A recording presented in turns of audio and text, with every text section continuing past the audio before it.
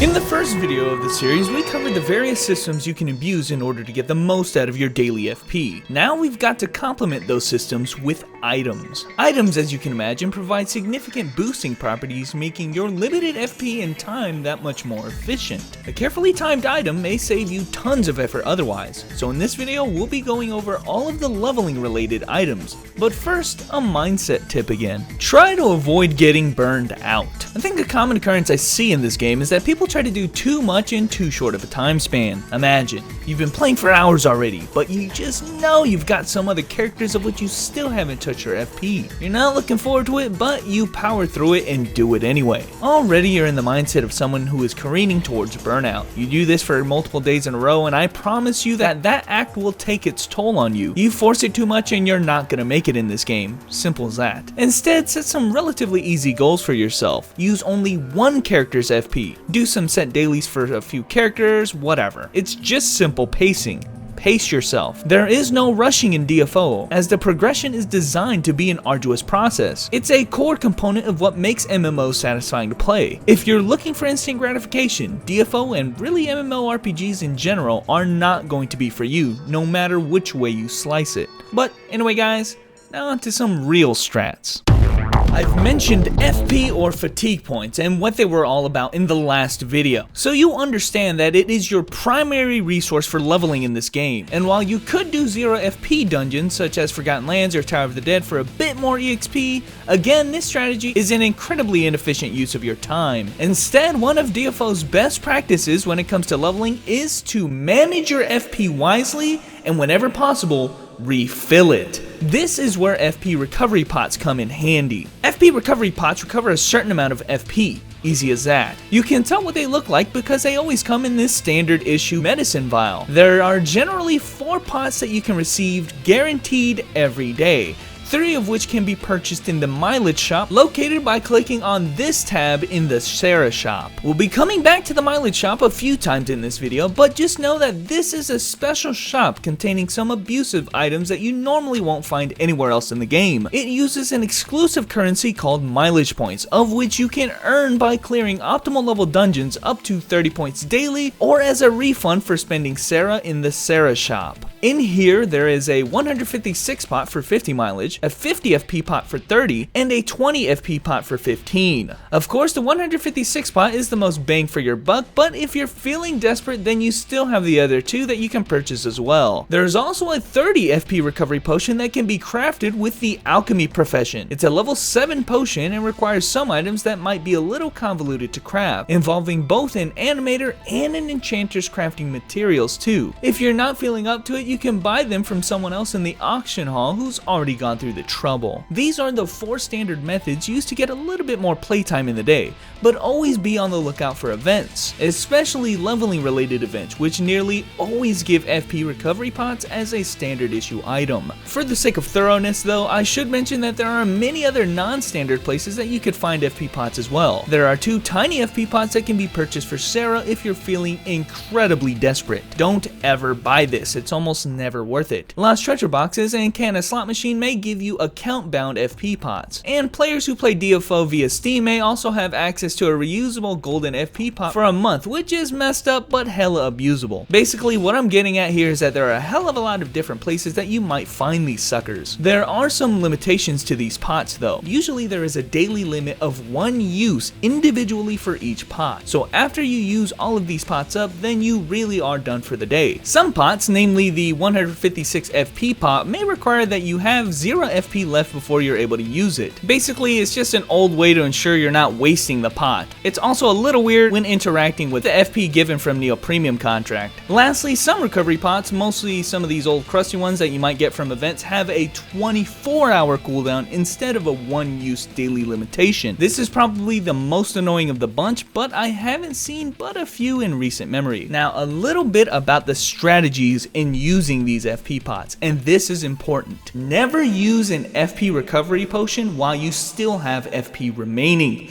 Only use it when you've actually hit 0 FP. In other words, only use a pot after completing what I'm calling your last or final run, the dungeon run that would put you at 0 FP. This is a simple yet pivotal topic of discussion that might easily be overlooked. If you run out of FP mid-dungeon, you are still allowed to complete the dungeon at no extra cost. With this concept in mind, it's in your best interest to always do full clears of dungeons whenever this is the case, since every room after you've already hit 0 is just free FP that you aren't paying anything for. Planning ahead with your FP ensures that you can abuse this feature in such a way that would give you the most free FP. Most standard and scenario dungeons are about 8 FP long, but a way to be more accurate in your planning is to get a good glimpse of the entire scenario layout as you're going in. Heck, maybe even take a screenshot, since this screen gives you the exact dungeon layout that you'll be going through, and you can plan your FP accordingly and calculate when you'll be on your final run. To be the most optimal, you should manipulate your FP in such a way that this last run begins with only 1 FP remaining. As mentioned in the previous video, this last run is one of those rare occasions where you should turn on your FP Express, since you know you're going to be running out of FP anyway mid-dungeon. Just don't forget to turn it back off afterwards. And since we're talking about it, an interesting thing occurs with special dungeons and FP Express. Special type dungeons have slightly more demanding entry costs, whereas instead of taking 1 FP per room, they require 8 FP immediately upon entry. As long as you have 8 FP and you turn on FP Express, it will take up to 16 FP from you. Emphasis on the up to part. Say for instance that you only have 9 FP. That's fine, you can turn on Express for your last run of the special dungeon and it will take all 9 of it to do it. In other words, you don't need the full 16 to run an express run of a special dungeon, but it will take it if you have it. In this hypothetical situation, however, I personally would instead run a special dungeon without FP Express to leave me with only 1 FP remaining. Then I'd go ahead and turn on Express and do a normal or scenario dungeon. This line of attack would probably be more efficient, since I'm almost certainly getting more free FP. By utilizing my FP in this manner and full clearing a dungeon that has, say, 15 rooms with my Express on, it'd be like I'm getting 29 FP that I didn't have to pay for. Again, planning your FP usage to abuse the free FP in your last run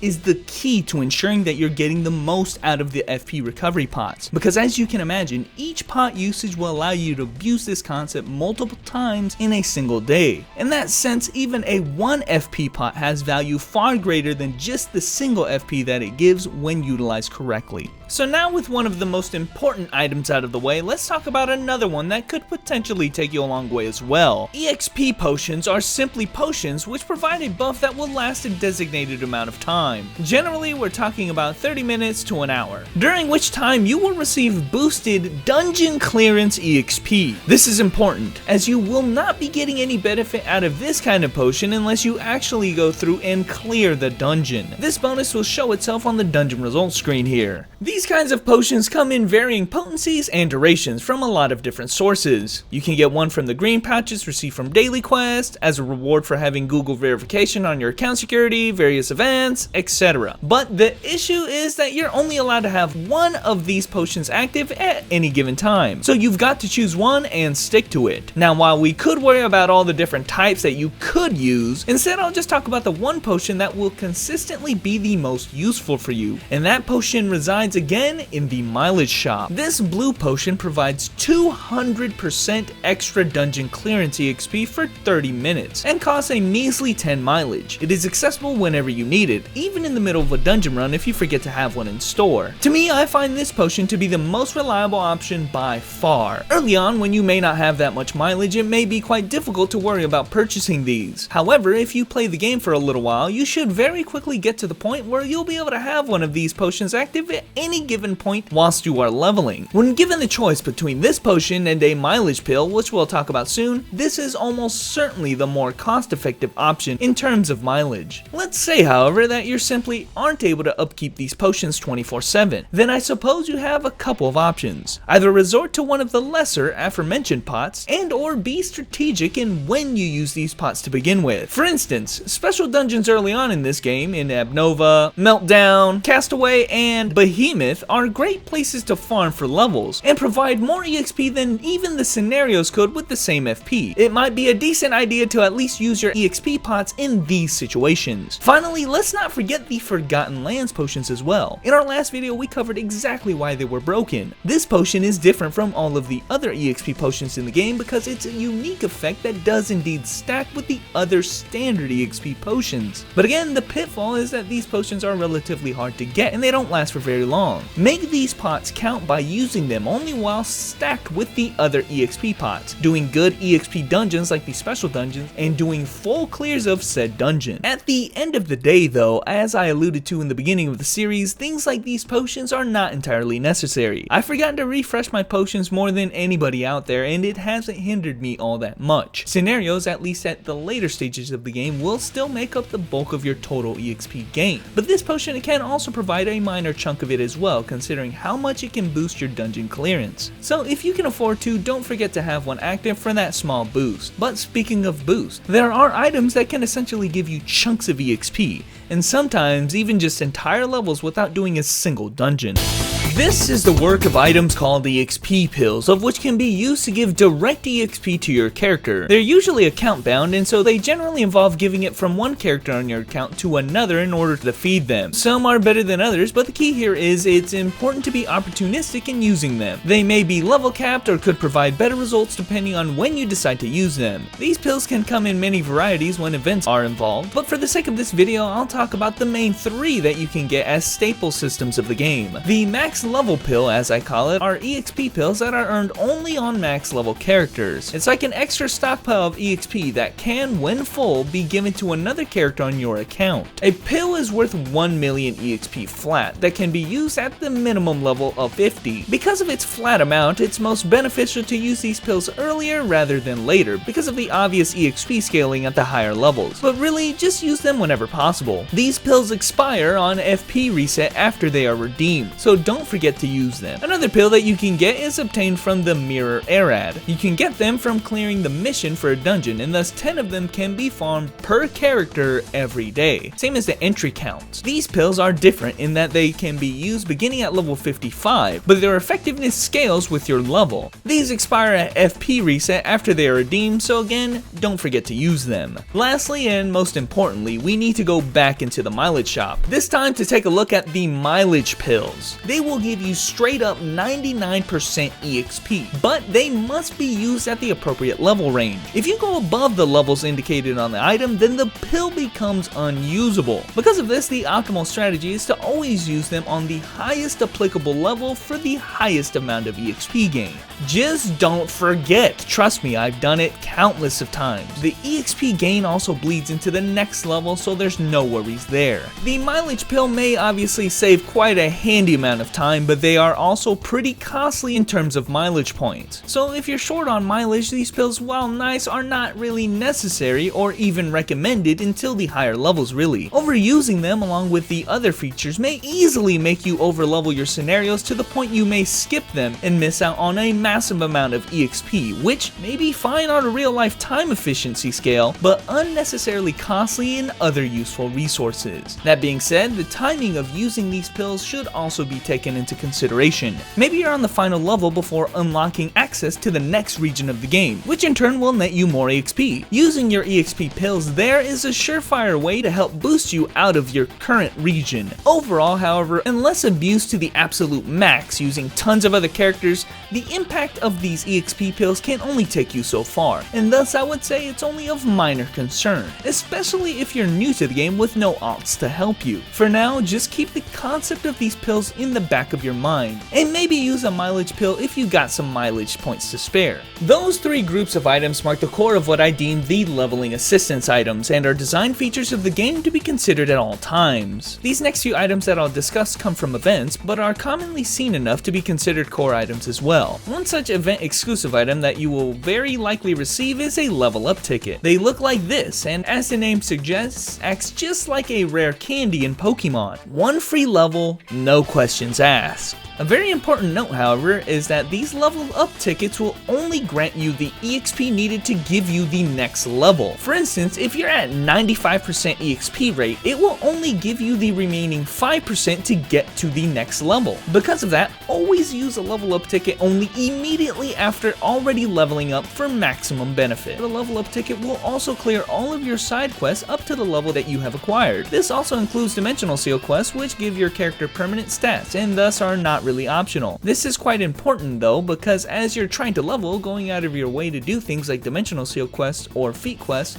will slow down your leveling rate down at the later stages of the game, and thus it's always better to just skip and or ignore them for now. Because of this, it's extremely beneficial to use one of these level up tickets at some point near high end game to clear up all of the clutter quests that you may have skipped. Don't worry, it's not going to skip any potentially worthwhile quests like tech ring quests or title quests. Now usually they will all have some kind of level restriction, and like the mileage pills I just got through explaining, if you miss your chance, it's as good as useless. Trust me, it's not a good feeling. Nothing is worse than farming a whole level that you could have easily skipped if you were just paying attention. And on that same token, it's also a good idea to be mindful of when you should use these tickets. In the same boat as the Exp Pills, you can use them to boost yourself to the next region. I personally like planning out triple leveling boosts by leveling up, then using a level up ticket, followed immediately by the mileage pill for the triple dingage. But if that's not a concern you want to think about, you could always just save them up until the maximum level of the tickets to theoretically get the most value out of it by virtue of the leveling rate slowing by the end game.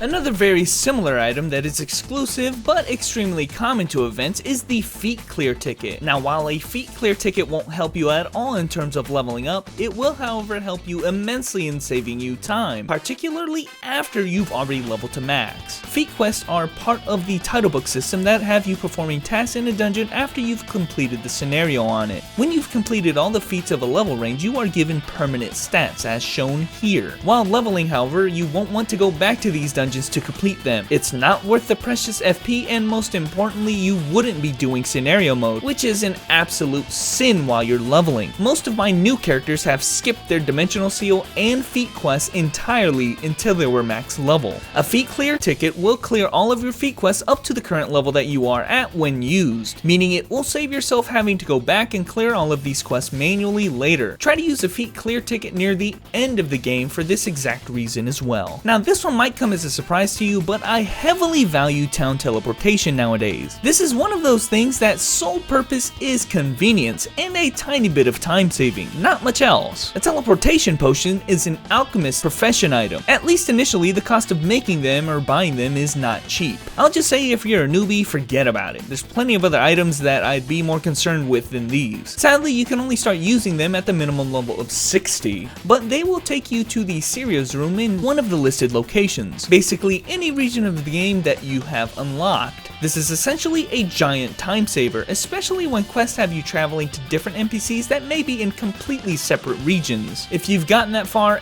everybody knows what I mean when I say Canna Saran, Morgan Saran. It's not pretty. A similar but more robust item effect occurs with party teleportation. It comes with the benefit / limitation that you have to be in a party, even if it's a party of one, to use it. But it will teleport the entire party at once to the specified location on any selected map instead of Serious Room. Zoom! Of course, it's extremely useful when grouping up party members who are all over the place. And it'll even take you exactly to where you want, instead of just Serious Room. Items that have this effect are the guild teleportation item if your guild has them, and they'll show up as a guild skill. Many auras also have the party teleportation effect as well by clicking this aura button down here on the bottom left of your screen. Just be careful though, as it does have a lengthy cooldown. Alright, now that I've gone over the key leveling items available to all players, it's now time to talk about all of the Sarah related contracts that directly assist you in leveling. Let me say with great confidence now that you do not need to cash for any of these items. They have all been and will be available for all players via things like Canna Shop or an event or package at some point. But just know that most of these can be bought directly from the Sarah shop, and can be helpful in one way or another. Anyway guys, that about concludes all I have to say about the items that can boost your leveling. Now I'm sure that there are plenty of items that I decided not to talk about, such as abusive event items like Eye of Egonet or things like APC summons, and while they certainly can help, this video is already long as it is, and I just wanted to at least lay down the groundwork for the key items that you need to be thinking about while leveling. In the next and final video of this series, we'll be covering some advanced tactics for players who want to boost their leveling directly,